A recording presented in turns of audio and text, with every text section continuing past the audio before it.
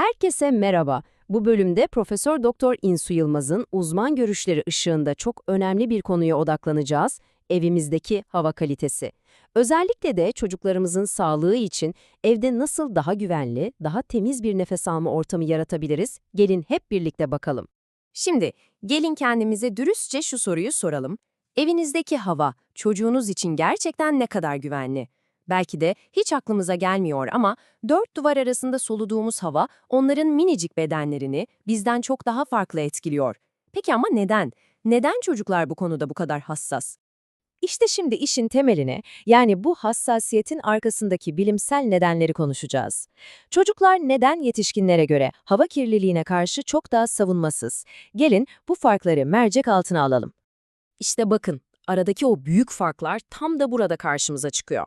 Birincisi, çocuklar bizden çok daha hızlı nefes alıp veriyor. Bu ne demek? Havadaki zararlı ne varsa vücutlarına çok daha fazla çekiyorlar demek.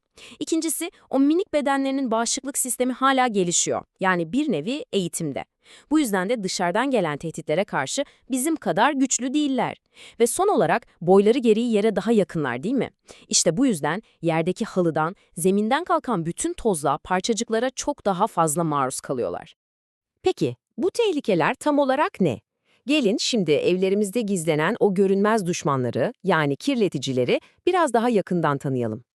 Aslında bu tablo günlük hayatımızın bir özeti gibi. Hani o yeni aldığımız mis gibi kokan mobilya var ya, işte o formaldehit gibi kimyasallar yayıyor olabilir. Ya da evi ferahlatan o yeni boya.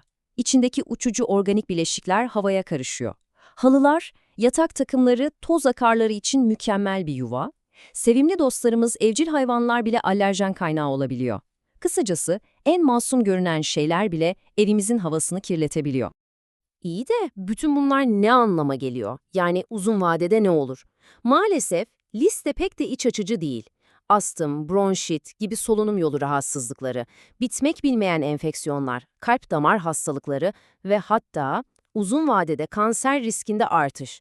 Kısacası bu işin şakası yok. Önlem almak şart.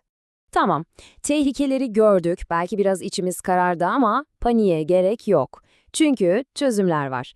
İşte şimdi o çözümlere, yani evdeki havayı iyileştirmek için hazırladığımız pratik kontrol listemize geçiyoruz. İşe 4 temel adımla başlayabiliriz. Birincisi, çocuğunuzun odasını seçerken mümkünse evin caddeye ve mutfağa en uzak köşesini tercih edin. Niye mi? Çünkü hem trafik kirliliğinden hem de yemek kokularından uzak kalmış olur. İkincisi, az eşya, az toz demektir. Odayı ne kadar sade tutarsak o kadar iyi. Üçüncüsü, halılar yerine parke gibi sert ve kolay silinebilir zeminler toz akarlarının partisine son verir.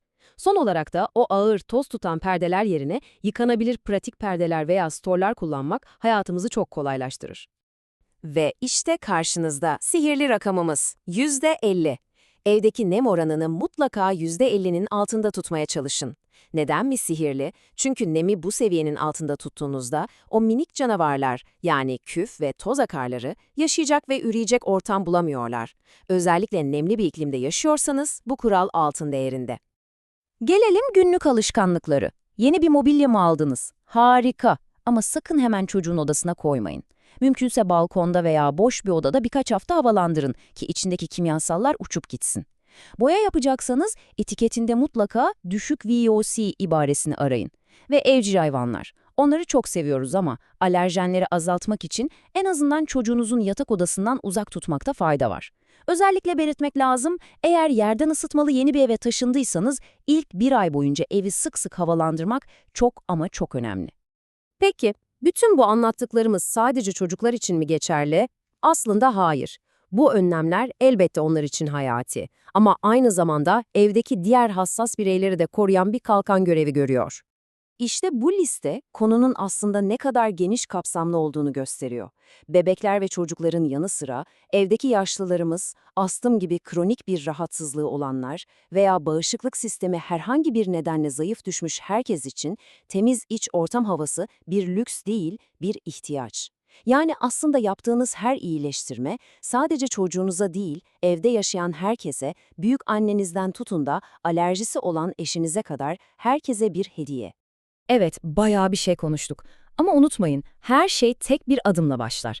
O yüzden bu bölümü size özel bir soruyla bitirmek istiyorum. Evinizdeki havayı daha sağlıklı hale getirmek için bugün, evet hemen bugün, atacağınız o ilk küçük adım ne olacak? Belki sadece pencereleri 10 dakika daha uzun açık tutmak, belki bir sonraki alışverişte daha doğal bir temizlik ürünü seçmek. Unutmayın, en küçük adım bile ailenizin sağlığı için dev bir fark yaratabilir.